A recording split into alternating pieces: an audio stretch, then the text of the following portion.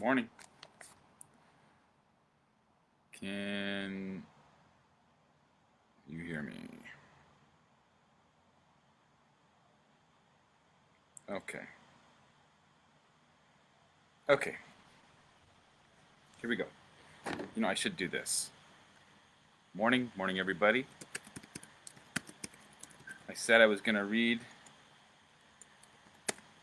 this chapter from the book this morning when I was interrupted in a stream last night, but what I'm going to do right now is I'm just going to link the actual web page that was launched in March of 2020. So I put that in the comments there if you want to find it. And I said I was going to read this chapter, so that's just what I'm going to do. Everybody's got their coffee, having a great day so far. Pretty nice out, a little overcast. Just kind of hoping to play some volleyball, but we'll see. Hopefully my battery holds out for the whole chapter. It should. So I think this is interesting stuff. Again, the Great Reset, Klaus Schwab, president of the World Economic Forum. He is one arm of the team that is helping to implement all of this stuff. In my opinion, this is, and I've posted many things about it. So hopefully you can hear me. Hopefully everything's good here. Just hit a like there if you can hear me so I can know. Micro Reset, Industry in Business. This is starting on page 173. At the micro level, that of industries and companies, the Great Reset will entail a long and complex series of changes and adaptation. When confronted with it, some industry leaders and senior executives may be tempted to equate reset with restart, hoping to go back to the old normal and restore what worked in the past. Traditions, tested procedures, and familiar ways of doing things. In short, a return to business as usual. I'm going to really try not to read fast because I know I have a tendency to do that. This won't happen because it can't happen, says Klaus Schwab. For the most part, business as usual died from, or at the very least was infected by, COVID-19. What he's saying right now is he's admitting that all the stuff that has gone on as a consequence of all the measures that were taken to prevent COVID-19 were actually intended to have a different result, which they wrote about in March of 2020 when this thing hadn't even hit the West yet. Just so you're paying attention. Some industries have been devastated by the economic hibernation triggered by the lockdowns and social distancing measures. Others will have a hard time recovering lost revenues from navigating an ever narrower path to profitability caused by the economic recession engulfing the world. No, it was caused by the promoted actions by the WHO that all of our public health agencies adopted and implemented. The question is why? Why did they all do it at the same time?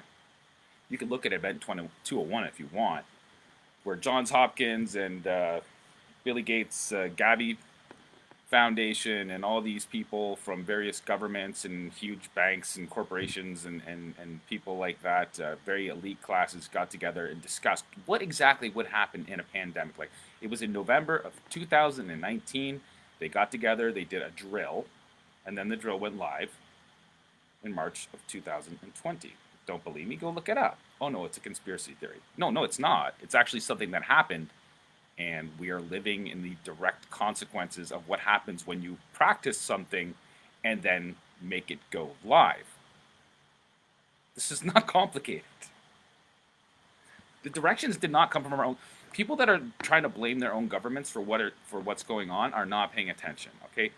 The people that enacted this came from the WHO. At almost all points, the WHO said that China was doing a great job, covering. They were keeping this thing in check, and they were doing all the right things, and they were shutting down the airports, and they were keeping people from leaving the city, and they were locking them in their homes, and they were doing all this extraordinary stuff that you wouldn't be able to do in a free society, but you could do in China. Wouldn't it be wonderful if we could do that everywhere else? That was all the headlines that you saw coming out from people like Huffington Post and all the Guardian and all these people that write these kind of lefty articles whose main focus and thrust of their articles over the last decade at least has been climate change. And what do we do about climate change? And so, of course, they pushed it along because it fit everything they wanted to happen, and so they pushed it along. So wasn't China wonderful? Weren't they by the way, it wasn't airborne. It couldn't be caught from one person to another. They weren't really sure, but the WHO assured us that China had it under control and there was nothing to worry about. And here we are. Just so you know, the WHO did that. They convinced people everything was cool. China had it under control. You could talk about the aspects and merits of those arguments and what actually has happened since. You could talk about the virus. You could talk about what actually killed people, but it's all irrelevant. What matters is what the public health officials did and enacted after the so-called crisis came upon us, and all this stuff had to be done. Okay, had to be done. Had to be done. That's what this book's about. Oh, it had to be done, and now that it's done, what do we do about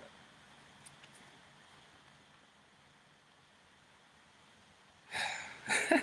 Caused by the economic recession engulfing the world. However, for the majority of businesses stepping into the post-coronavirus future, the key issue will be to find the opposite balance between what functioned before and what is now needed to prosper in the new normal. For these companies, the pandemic is a unique opportunity to rethink their organization and enact positive, sustainable, and lasting change, which is the plan. What will define the new normal of a post-coronavirus business landscape?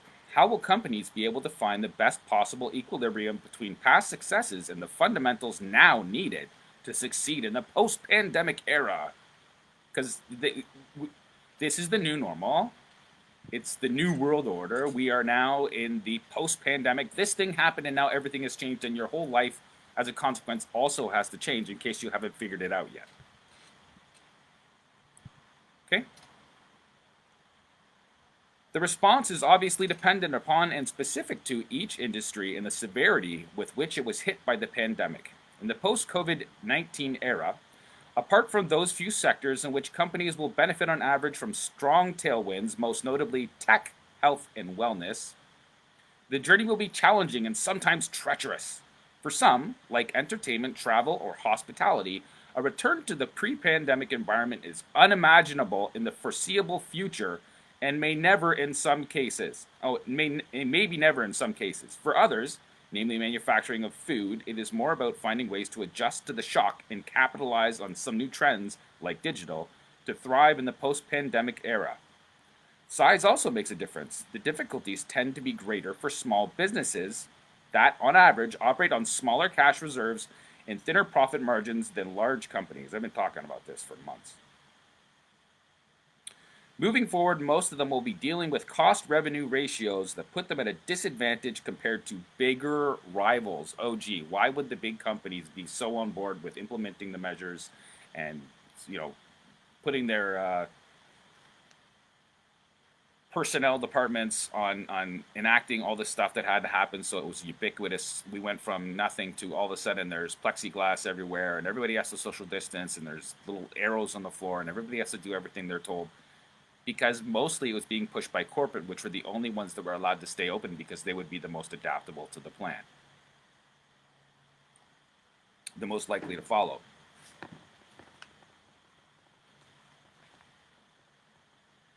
So they knew they were going to kill small businesses. Small businesses, I think in Canada, 70% of businesses are small businesses.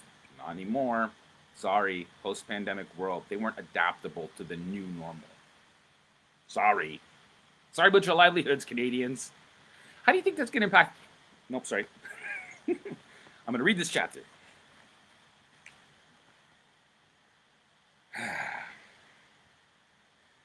Moving forward, most of them will be dealing with cost-revenue ratios that put them at a disadvantage compared to bigger rivals. But being small can offer some advantages in today's world where flexibility and celerity can make all the difference in terms of adaptation. Being nimble is easier for a small structure than for an industrial behemoth.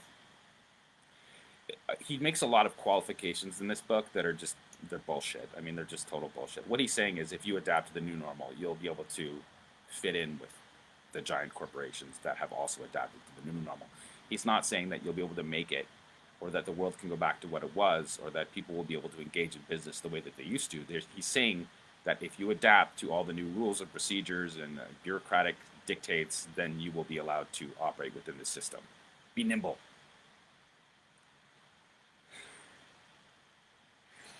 All this said, and irrespective of their industry and the specific situation they find themselves in, almost every single company decision maker around the world will face similar issues and will have to respond to some common questions and challenges. The most obvious ones are the following. 1. Shall I encourage in remote working for those who can do it, about 30% of the total workforce in the US? 2. Will I reduce air travel in my business, and how many face-to-face meetings can I meaningfully replace by virtual interactions? 3. How can I transform the business and our decision-making process to become more agile and to move faster and more decisively? And 4. How can I accelerate the digitization and adoption of digital solutions? Who wins there?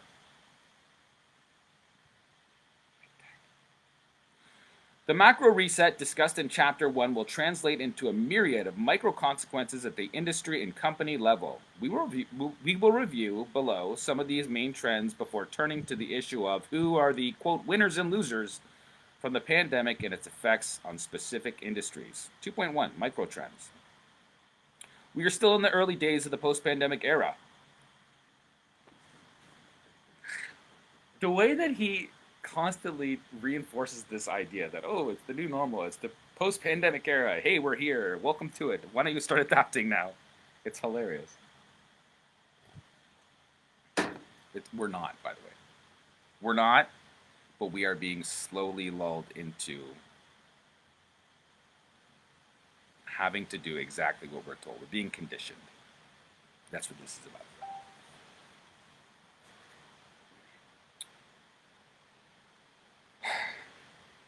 We are still in the early days of the post-pandemic era, but powerful new or accelerating trends are already at work, which is what his last book, The Fourth Industrial Revolution, was about. All the people are going to be out of work because of all these trends. By the way, let's accelerate it because climate change. On the climate change angle, I posted a video this morning by a guy I follow, Suspicious Observers, and he makes some very interesting claims. And the video this morning talked about the fact that, oh, all this lack of CO2 in the atmosphere has actually led to an increase in heat in 2020. And that increase in heat has to do with cloud cover, sun activity. Look, it's very complicated. It's beyond me, to be perfectly honest.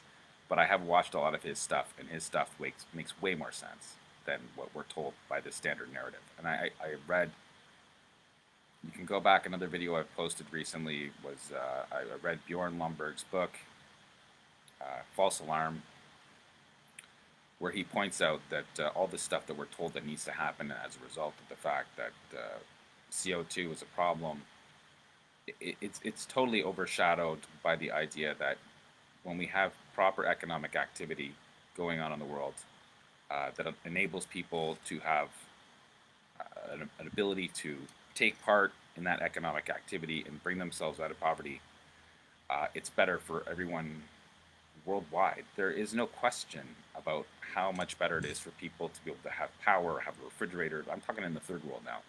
Be able to grow food, and you require, like, you need electricity to be able to have maintenance systems, irrigation, water, plumbing, all the things that make life better here that we were bringing to life there, but now needs to be put on hold because, well, climate change and COVID, now we need to stop all the economic growth that was happening in the third world. Does that sound fair to you? Those people? And what's going to happen as a consequence? Oh, well, we need to stop industrial growth and we need to start doing everything carbon neutral. And that can be done best here. We don't need to build all the infrastructure and all the concrete and road and stuff that's going to require in the developing world. They're all going to need to come here now. I don't have a problem with immigration either, but, shouldn't it be that we should be raising the entire world's living standards? But that's, that goes against the climate change orthodoxy, and We can't have that, and this is, telling us that we can't have that because of the new post-pandemic world. I'm all for lifting people out of poverty. I'm all for providing assistance for people that are going to be using it properly, not to go to dictators for various wars in various countries. But sorry, I'm going to get off that tangent and go back to the book because I'm terrified of this. I hope everybody's okay if you're watching. I'd be shocked if anybody watched this far. I know I tend to ramble on. And I guess this stuff I find appealing because it's what's actually happening, but it's way over most people's heads. Granted, I'm not fair enough. However, across all sectors, it will be up to each company to make the most of these new trends by adapting with celerity and decisiveness. Likes that word, celerity. The businesses that prove the most agile and flexible will be those that emerge stronger. 2.11 Acceleration of digitization. In the pre-pandemic era, the buzz of digital transformation was the mantra of most boards and executive committees. Digital was key. It had to be resolutely implemented and was seen as a precondition to success. Since then, in the space of just a few months, the mantra has become a must. Even in the case of some companies, a question of life or death. This is explicable. He's going to go on to how this doesn't really work for the service economy too, and like none of this is possible for the service economy, which is a large employer of most people, most small businesses.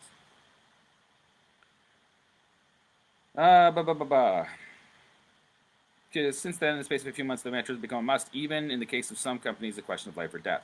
This is explicable and understandable. During confinement, we depended entirely on the net for most things, from work and education to socialization. It is the online services that allowed us to keep a semblance of normalcy, and it is only natural that online should be the largest beneficiary of the pandemic, giving us a tremendous boost to technologies and processes that enable us to do things remotely. Universal broadband, internet, mobile and remote payments, and workable e-government services, among others. As a direct consequence, businesses that were already operating online are bound to benefit from a lasting competitive advantage. As more and diverse things and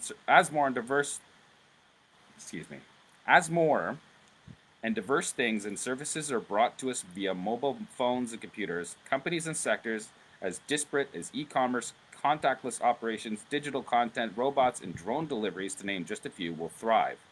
It is not by accident that firms like Alibaba, Amazon, Netflix, or Zoom emerged as the winners from the lockdowns. By and large, the consumer sector moved first and fastest. From the necessary contactless experience imposed upon many food and retail companies during the lockdowns to the virtual showrooms in the manufacturing industry, allowing clients to browse and choose the products they like best, most business to consumer companies rapidly understood the need to offer their clients a beginning to end digital journey. I'm trying to get that.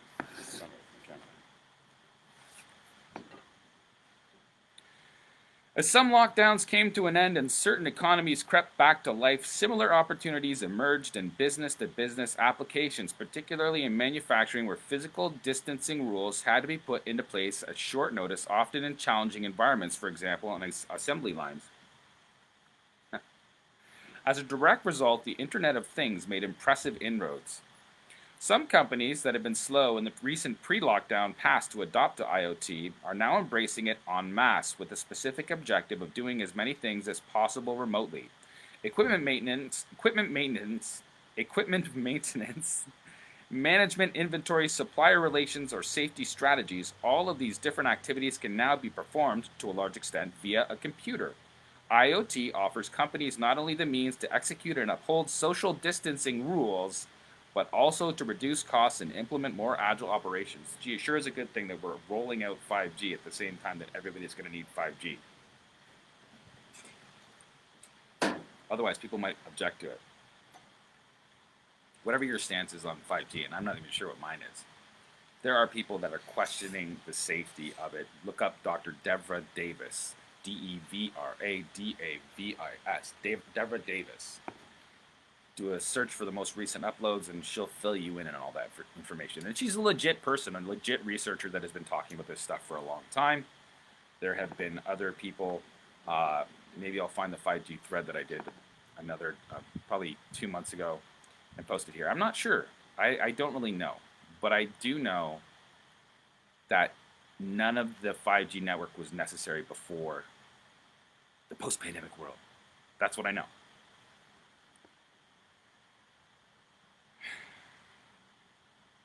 During the peak of the pandemic, O2O, online to offline, gained major traction, highlighting the importance of having both an online and an offline presence and opening the door, or perhaps even the floodgates, to eversion. This phenomenon of blurring the distinction between online and offline is identified by the famous science fiction writer William Gibson, who stated, "Our world is everting."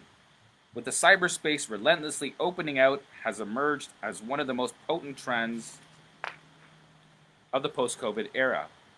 The pandemic crisis accelerated this phenomenon of eversion because it both forced and encouraged us towards a, by the way, it both forced and encouraged us towards a digital, weightless world faster than ever, as more and more economic activity had no choice but to take place digitally. Education, consulting, publishing, and many others. As far as digital education, Naomi Klein, who's a hardcore lefty, wrote a piece talking about how what's the Google executive chairman? I can't remember, but met with, I think, de Blasio in New York, and they discussed, how are we going to make this online digital experience happen? And she pointed out that it leaves an awful lot of room for corruption. When these people were discussing how they were going to do this, how they were going to monopolize education, right when this happened. It just happened to be there, like this miracle thing that just transpired. hey, as long as this is going on, we have this great idea. Naomi Klein didn't like it either. She's a hardcore lefty.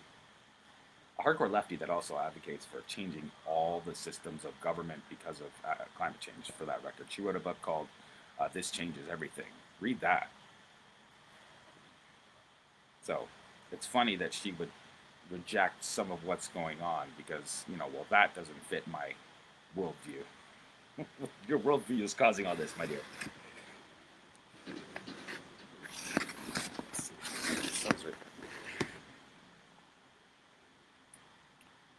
Where was I? I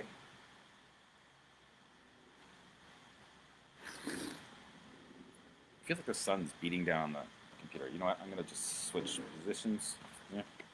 Give me a second. Oh, I'm probably not going to make volleyball, I don't think. Oh, well, that's okay. Hang on a second.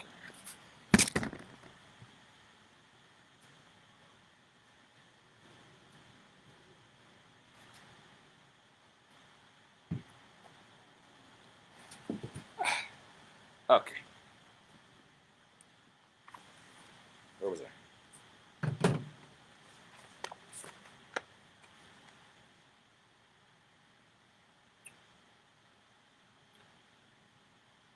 So, consulting, education, consulting, publishing, and many others. We could go as far as to say that for a little while, teleportation supplanted transportation. Sounds fancy. Teleportation. It's real Star Trek stuff.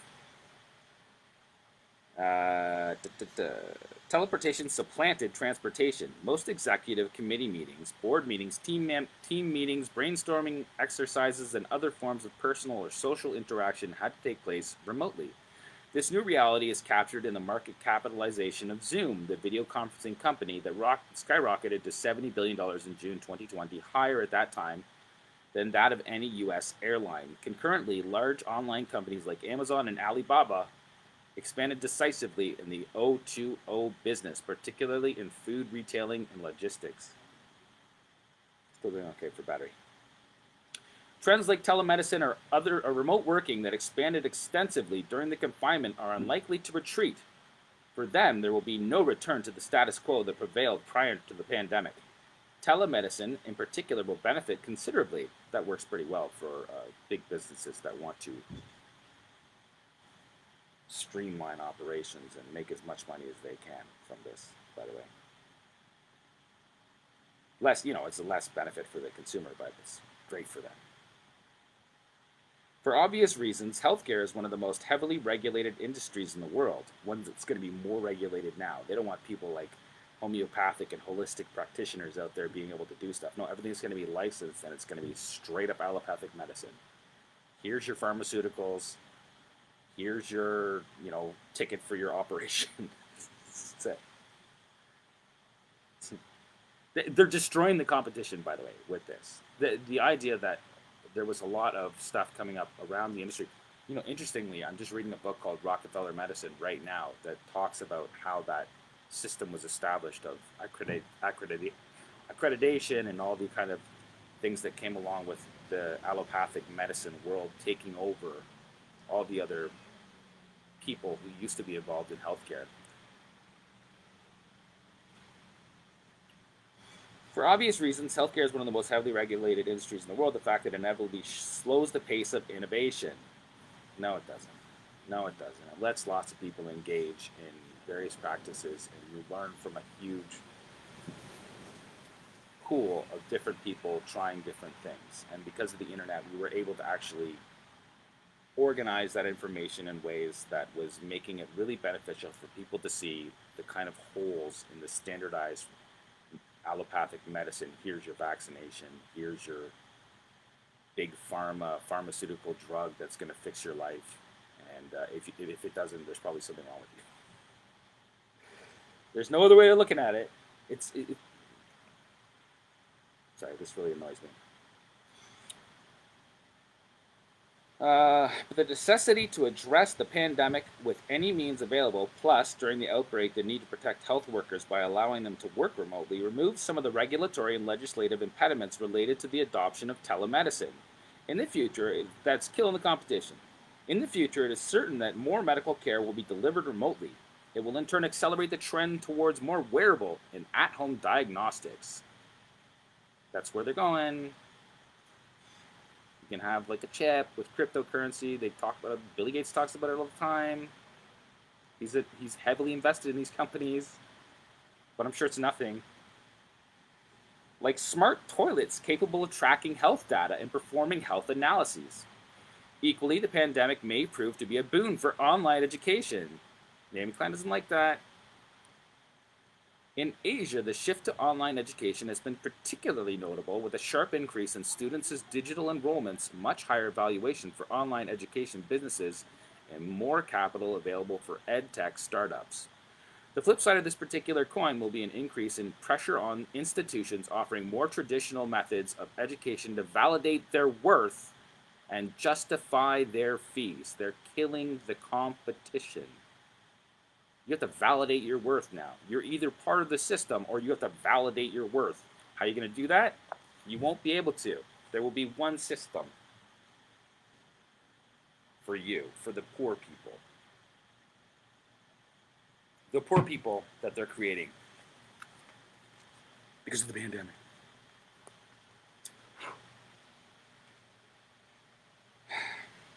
The speed of expansion has been nothing short of breathtaking.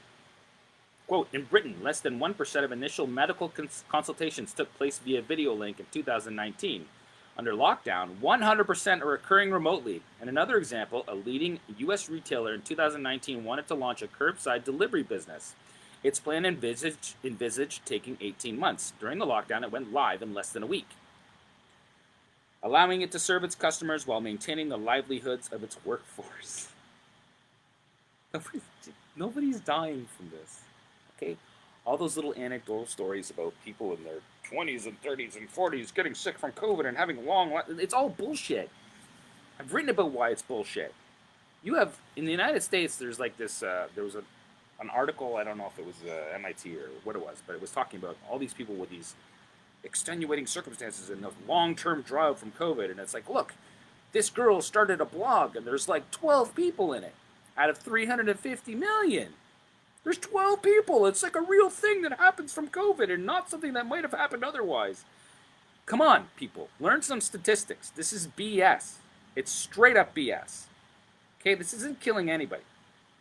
This isn't killing anybody except for people that were like within a month of death. And there are rare exceptions. I will grant you that. but they're rare, like a lightning strike, like dying from the flu, like getting hit by a car. It happens. You cannot stop death. And because you cannot stop death, it's not a reason to fuck everybody over. Sorry.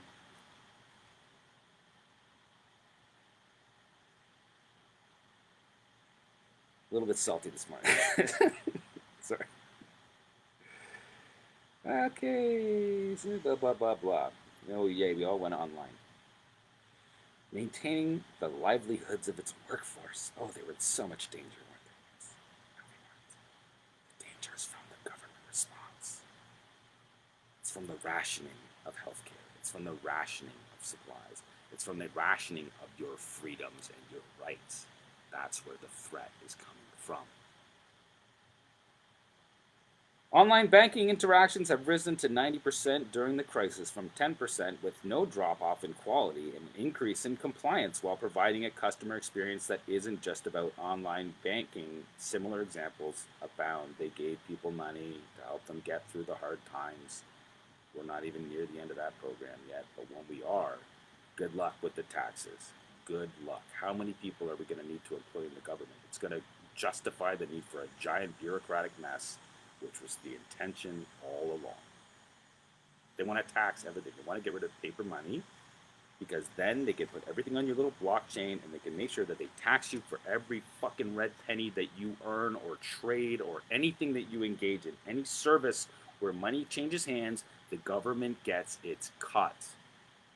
And what's that about? That's about making you subservient.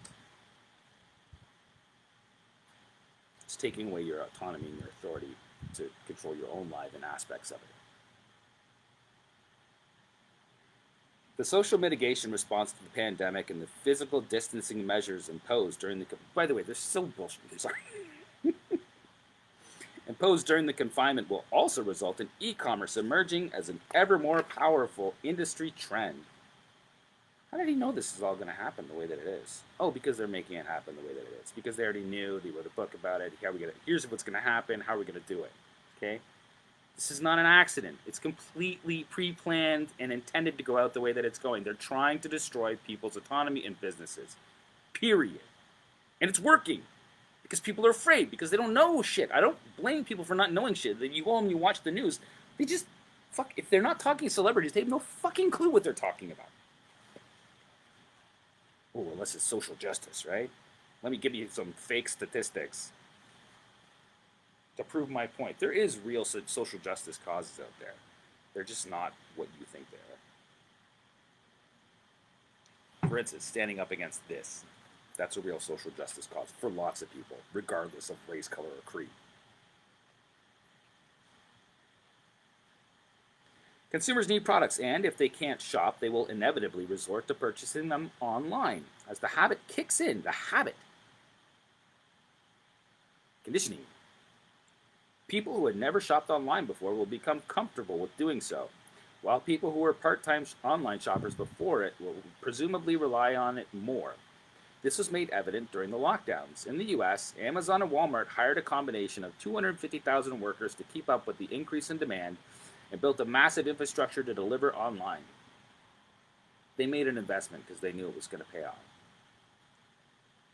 They could have said no. You know, all these businesses and corporations could have said, whoa, whoa, whoa, show us the science first. But they were on board with the plan.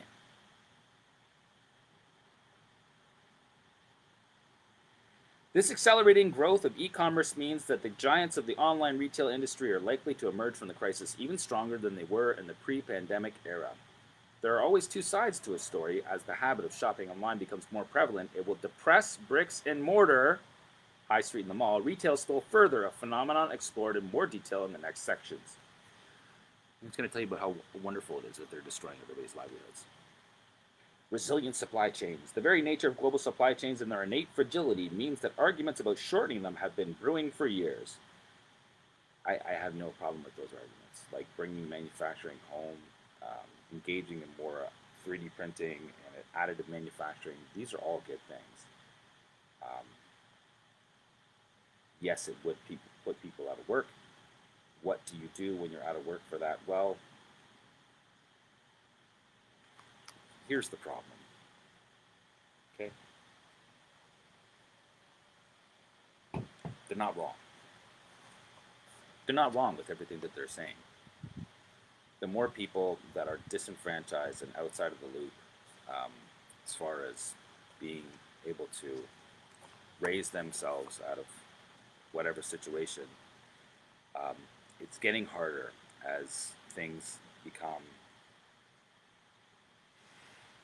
accumulated to central sources.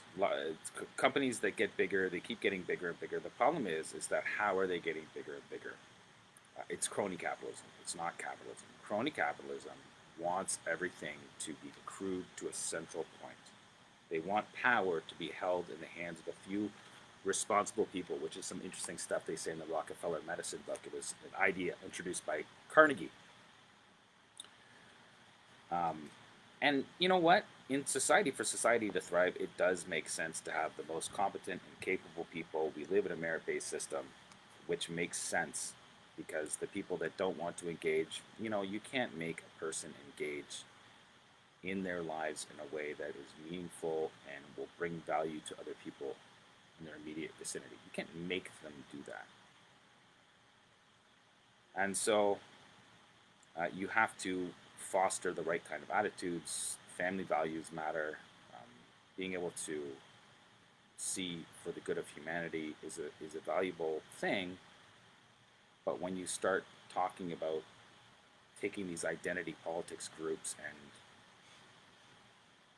making them fight one another for pieces of a pie as opposed to all trying to build a better pie, it's inherently negative. It's inherently negative. The question is, why does it happen that way? It's for another day. I have my thoughts about it. You have to raise good kids. That's it. It helps to have a two-parent home. It helps to have the right motivations. It helps to have personal autonomy. It helps to have challenges as an individual to build your skill set and to be able to plan for the future, but with less government involvement. And that's key, because when you have government involvement, it allows large corporations to donate to the government that helps propose legislation. They write the legislation, they pass the legislation because they get their lobbyists to go to Washington or wherever, and they pass all these laws, and they force them through. And you could say they start with a good intention, but ultimately,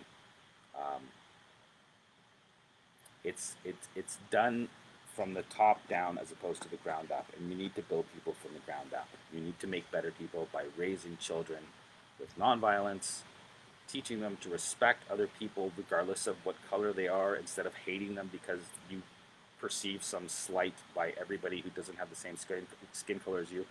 Look, I never hurt anybody, and it's so ridiculous.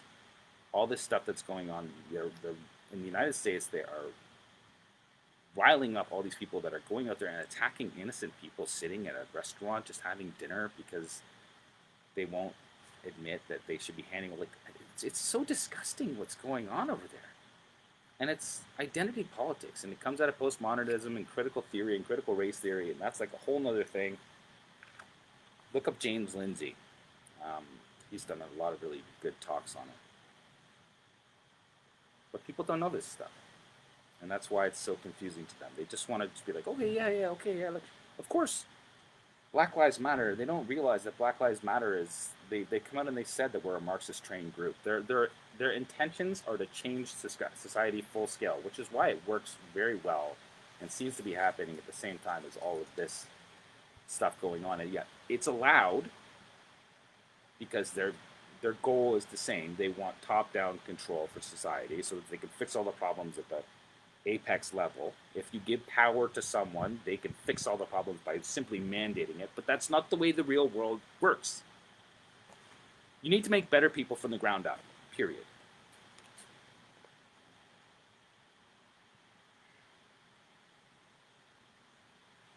So, the very nature of global supply chains and their innate fragility means that arguments about shortening them have been brewing for years. They tend to be intricate and complex to manage. They are also difficult to monitor in terms of compliance with environmental standards and labor laws, potentially exposing companies to reputation risk and damage to their brands. In light of this troubled past, the pandemic has placed the last nail in the coffin of the principle that companies should optimize supply chains based on individual component costs and depending on a single supply source for critical materials, summed up as favoring efficiency over resilience. No, it's summed up as bringing consumers the best possible product for the best possible price. It's competition. It's growth through adversity. That's what's supposed to happen. You make better people from the ground up, you make better businesses from the ground up, but when they get too big, they get sloppy and they can be taken out by younger, more agile businesses. But now there's only going to be one system within which they all interact. We're taking away the ability of adaptation. He's calling it adaptation, but it's the exact opposite. It's the exact opposite.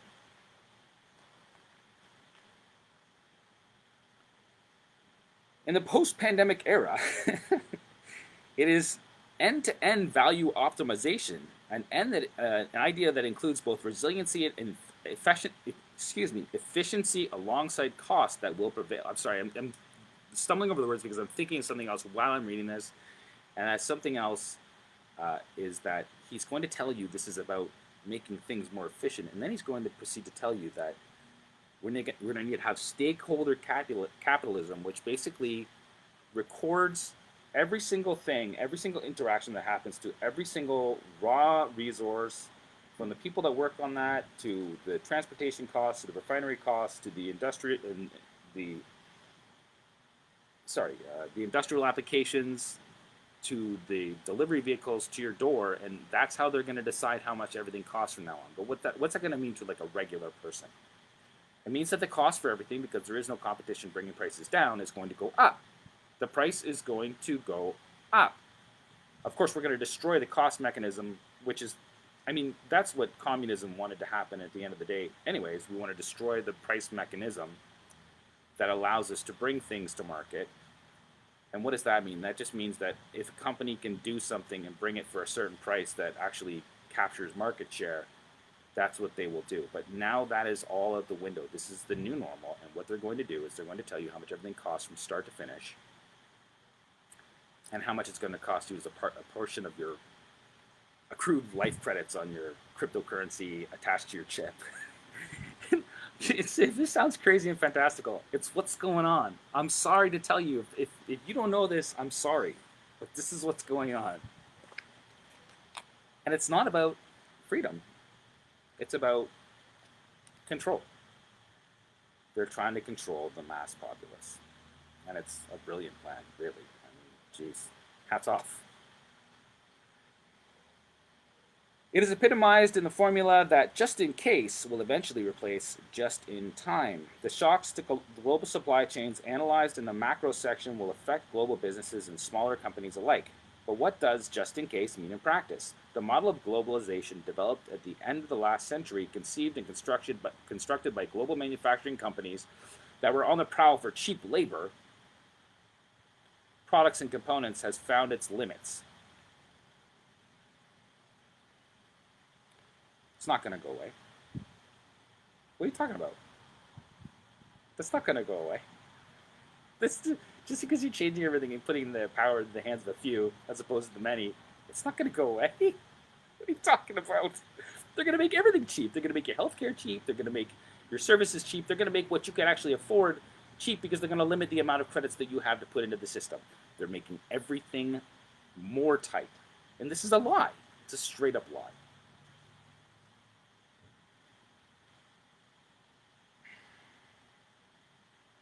It fragmented international production into ever more intricate bits and pieces and resulted in a system run on a just-in-time basis that has proven to be extremely lean and efficient, but also exceedingly complex, and as such, very vulnerable. Complexity brings fragility and often results in instability. Simplification is therefore the antidote, which should in turn generate more resilience. There's nothing simple about what they're trying to do right now, other than the simplicity that you will be part of the system and there will be no opting out. Whatever they say goes. Try to opt out of a vaccine when it comes. See what happens. This means that the global value chains that represent roughly three-quarters of all global trade will inevitably decline. This decline will be compounded by the new reality that companies dependent upon complex just-in-time supply chains can no longer take it for granted that tariff commitments enshrined by the World Trade Organization, also an arm of the UN, will protect them from a sudden surge in protectionism somewhere. As a result, they will be forced to prepare accordingly by reducing or localizing their supply chain and elaborating alternative production or procurement plans to guard against a prolonged disruption. Every business whose profitability is contingent upon the principle of just-in-time global supply chain will have to rethink how it operates and probably sacrifice the idea of maximizing efficiency and profits for the sake of supply security and resilience. He's just they're just shrinking the amount of people that have an ability to engage. This is about destroying the competition before laying down the law. Period. Resilience will therefore become the primary consideration for any business. By the way, this isn't a terrible outcome. It's just the problem is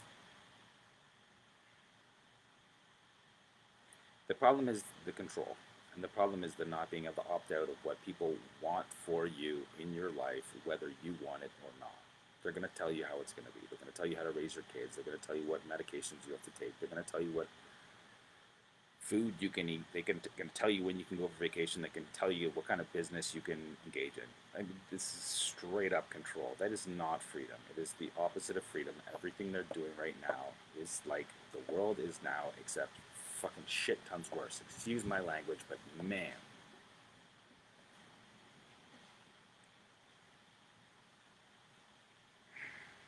In practice, this will force companies to diversify their supplier base, even at the cost of holding inventories and building in redundancy.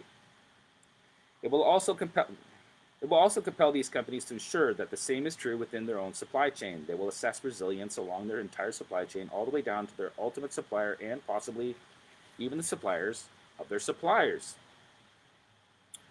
The cost of production will inevitably rise, but this will be the price to pay for building resilience. The price to pay for your bowing down to tyrants is that it's all going to be more expensive and shittier for you. So welcome to it. Just say nothing, do nothing, let it all happen, whatever. I just want a better world for my kids. I mean, seriously, if I'm being honest. At first glance, the industries that will be the most effective because they will be the first to shift production patterns are automotive, electronics, and industrial machinery. They're all going to go under. Except for the people that have the buffer, that have the government handouts to keep them resilient because they're engaging in the new transformative processes that are going to make them the future resilient companies of the governments and business. For all the reasons expanded upon in the first chapter, COVID-19 has rewritten many of the rules of the game between public and private sectors. No, COVID-19 did none of that. The actions of public officials and our governments, these fuckwits did. In the post-pandemic era, businesses will be subject to much greater government interference than in the past. The benevolent, or otherwise greater intrusion of government... It's like this wild series of confessions that he makes. He puts that one in brackets. The benevolent, or otherwise, greater intrusion of governments in the life of companies and the conduct of their business will be country and industry dependent, therefore taking many different guises. Outlined below are three notable forms of impact that will emerge with force in the early months of the post-pandemic period: conditional bailouts, public procurement, and labor market regulations. I'm never going to make it through this chapter. Oh, no, wait. Oh. 8 more pages. For a start, all the stimulus packages being put together in Western economies to support ailing industries and individual companies will have covenants restraining, in particular, the borrower's ability to fire employees, buy back shares, and pay executive bonuses. That sounds good, right? But, it's a means to an end. In the same vein, governments, encouraged, supported, and sometimes pushed by activists and public sentiments, which they craft and basically hand to you, here's what you should tell everyone to do. For your own good. Will target suspiciously low corporate tax bills and generously high executive rewards. Well, everybody wants that, don't they? I'm sure it's going to happen that way. They will show little patience for senior executives and investors who push companies to spend more on buybacks, minimize their tax payments, and pay huge dividends. I actually agree with that. It's a real issue. But it's because of crony capitalism, not because of capitalism. If you don't know the difference, then you don't know why. You don't even know what a buyback is, I'm sure. U.S. airlines pilloried for seeking government assistance, having recently and consistently used large sums of company cash to pay shareholder dividends, are a prime example of how this change in public attitude will be enacted by governments. Are a prime example of how this change in public attitude will be enacted by governments. So basically, they're telling everybody that all these things are bad, and so we need the government to take care of it and fix everything by putting us all under the same rulers and rules, and these guys are breaking the rules, so we should all have to follow them. Do you get this? Do you see this?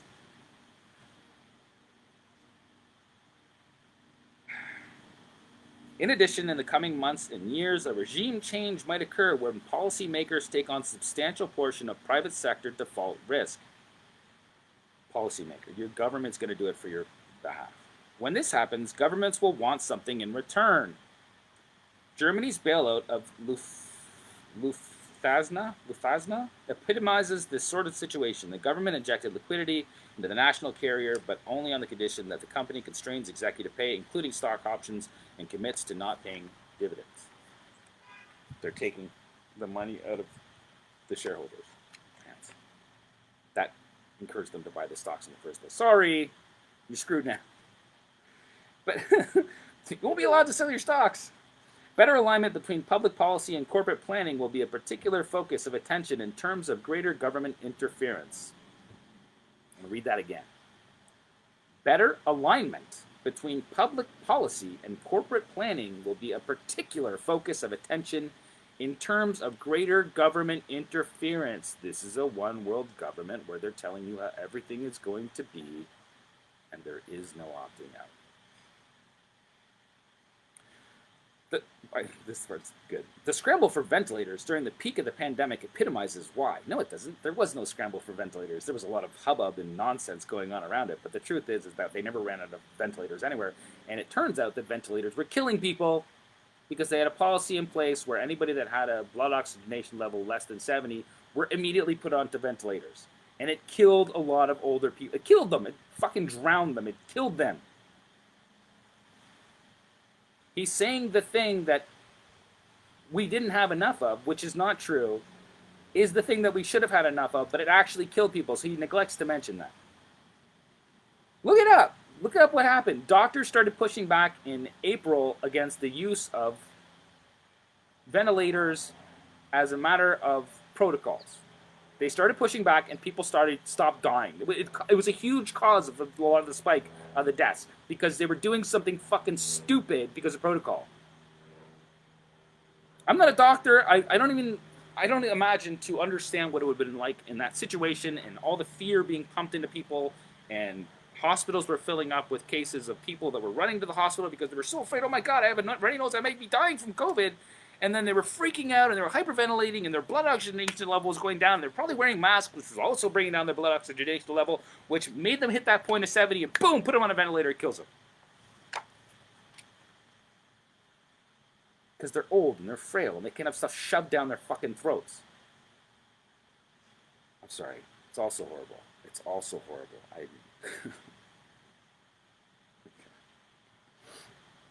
In the U.S., 40,000 ventilators had been ordered through a government contract but were never delivered, largely explaining the country's shortages that became so apparent in March 2020. What led to this situation of scarcity? This is good. In 2012, the original company that had won the bid was bought in somewhat dubious and obscure circumstances by a much larger manufacturer, a publicly traded company also producing ventilators. It later emerged that the purchasing company wanted to prevent the original bidder from building a cheaper ventilator that would have undermined the profitability of its own business. This company dragged its feet before eventually canceling the contract and ultimately being acquired by a rival. None of the 40,000 ventilators were ever delivered to the U.S. government. They didn't need them. So I'm not sure what the point of this is. I mean, it's an interesting example of something that does happen in the business world. Does it mean anything? None of the 40,000 ventilators were ever delivered to the U.S. government. It is unlikely that this sort of situation will occur in the post-pandemic era. Oh, so there won't be a government largesse wasting time and money on things that were totally unnecessary in the post-pandemic era? No, that's exactly what's going to happen in the post-pandemic era. I mean, they're going to kill us, people. As public authorities, well, not necessarily on purpose either. It's just destructive.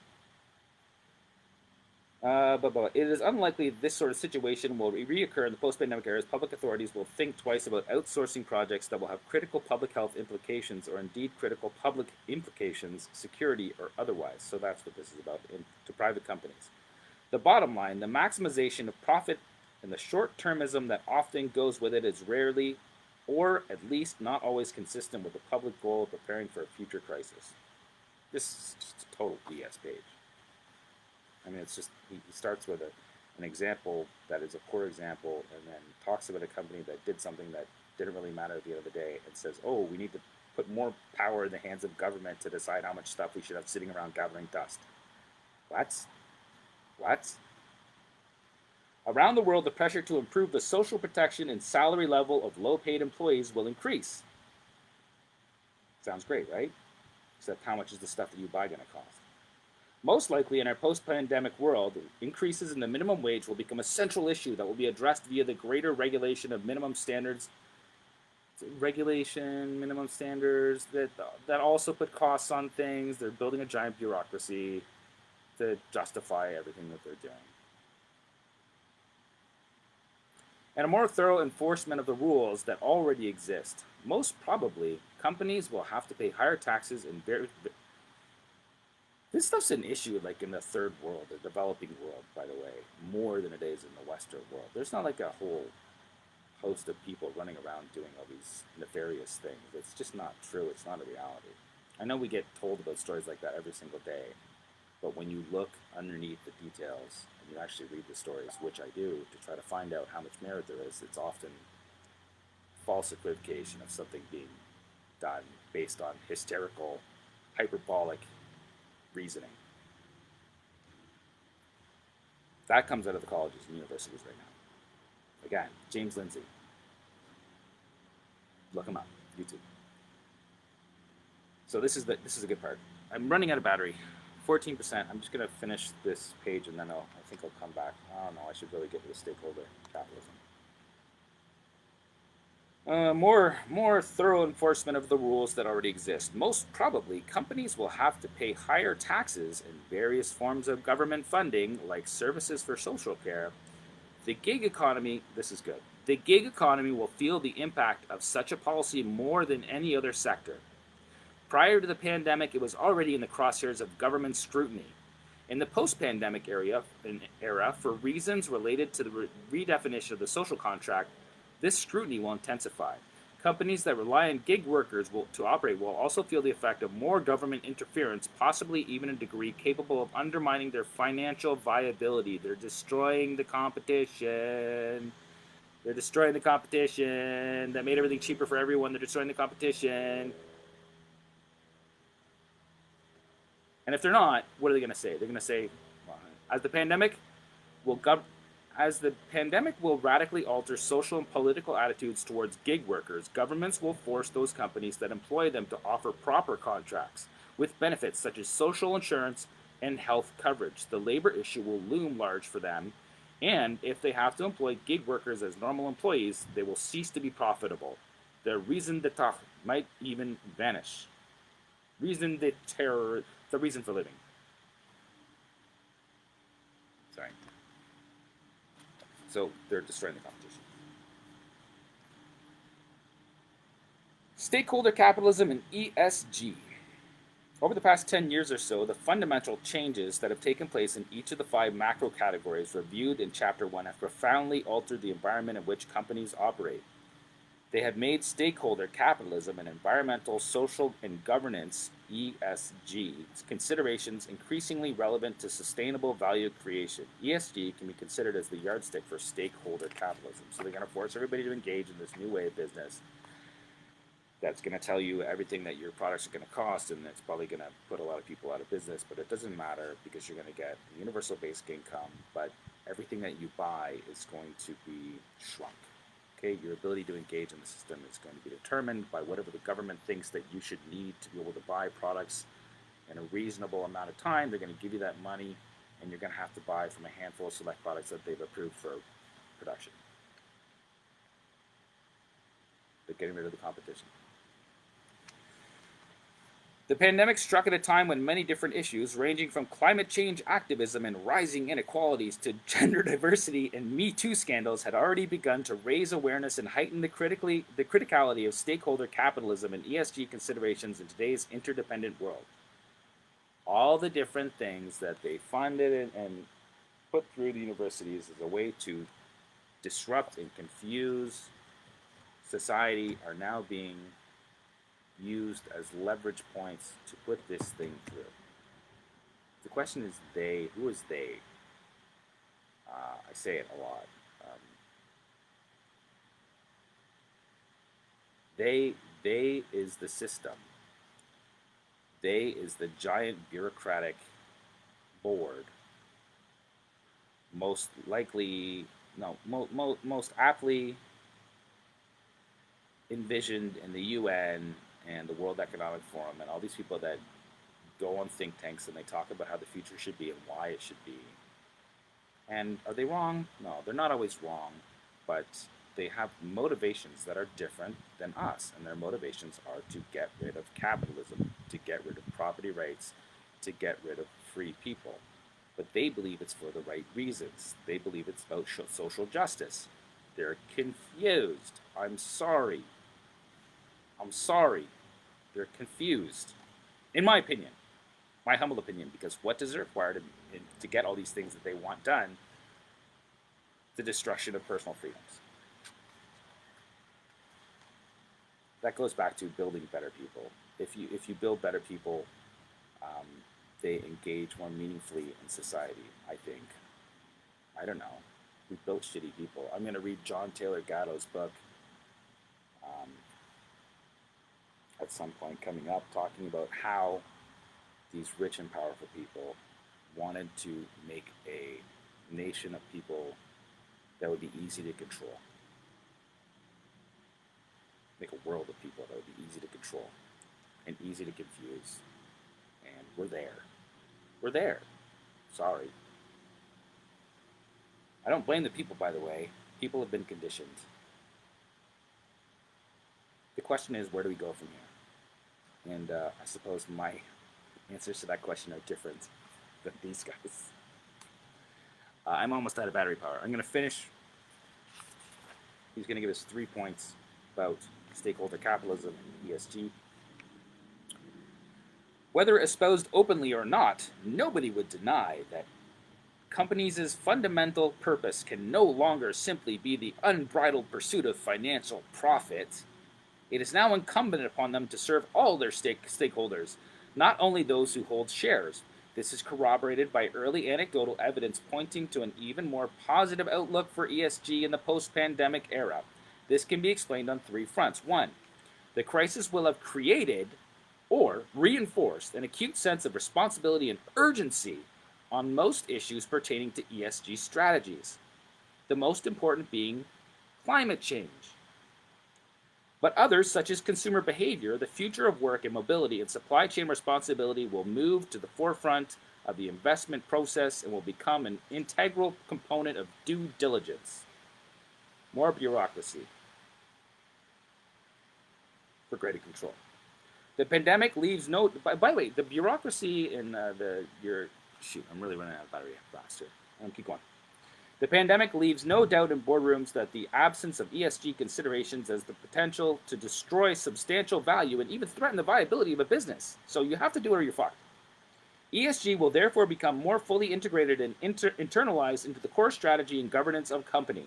It will also alter. You know how like your safety guy, your health and safety guy, runs around your office telling everybody how it's going to be, and oh, back up, you're a little close there. And are you wearing your mask today? That's the world they're trying to create now. That's the wonderful new free world. It will also alter the way in which investors assess corporate governance. Tax records, dividend payments, and remunerations will become increasingly scrutinized for fear of incurring a reputational cost when a problem arises or is made public. That's already something that happens. Hey, you don't need to change the whole fucking world for that. Fostering employee and community goodwill would be key to enhancing a brand's reputation. We're all nice guys. More and more companies will have to prove that they treat their workers well by welcoming improved labor practices and paying attention to health and safety as well as well-being in the workplace. Companies will not necessarily adhere to these measures because they are genuinely good, but rather because the price of not doing so will be too high in terms of the wrath of activists, both activist investors and social activists. Okay, I'm running out of battery. It's going to die. I'm going to try to finish this page. The conviction that ESG strategies benefited from the pandemic and are most likely to benefit further is corroborated by various surveys and reports. Early data shows that the sustainability sector outperformed conventional funds during the first quarter of 2020. According to Morningstar, which compared first quarter returns for more than 200 sustainability equity funds and exchange-traded funds, the sustainable funds provided better 1 percentage point or 2 on a relative basis. A report from BlackRock offers further evidence that companies with strong ESG ratings outperformed their peers during the pandemic. These are people with happier faces on their companies and their corporations that are taking over everything. But they're doing, well, at least we're doing it while we're smiling, right? There's nothing to be upset about. We're all so good and we're also justice-oriented. Giant fucking corporations, giant fucking soulless corporations are putting on a happy face and they're telling you, aren't we wonderful? And everybody's just like, yeah, you're so wonderful. When did we become so shallow? Several analysts suggested that this outperformance might simply have reflected the reduced exposure to fossil fuels of ESG funds and strategies, but BlackRock asserts that ESG-compliant companies, another way to say that they adhere to the principle of stakeholder capitalism, tend to be more resilient because of their holistic understanding of risk management. That's rich.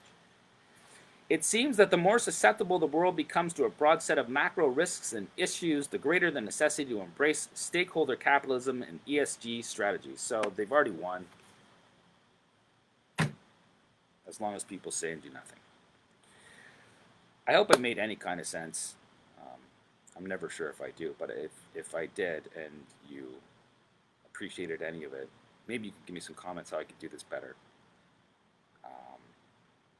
I have thought maybe if I start learning to edit stuff, but again, full-time job, 2 kids. I'm surprised my wife let me just sit out here and do this for an hour because I have been talking for just over an hour. But she does see that the importance of what I'm trying to do has value, I think. Peace, love. Take care of yourselves and your families. It's not up to someone else to do it. It's up to us to take care of ourselves. So when somebody tries to give you the excuse to opt out of having to do anything in the future and think about where we should be going, don't let them do it for you. They're lying.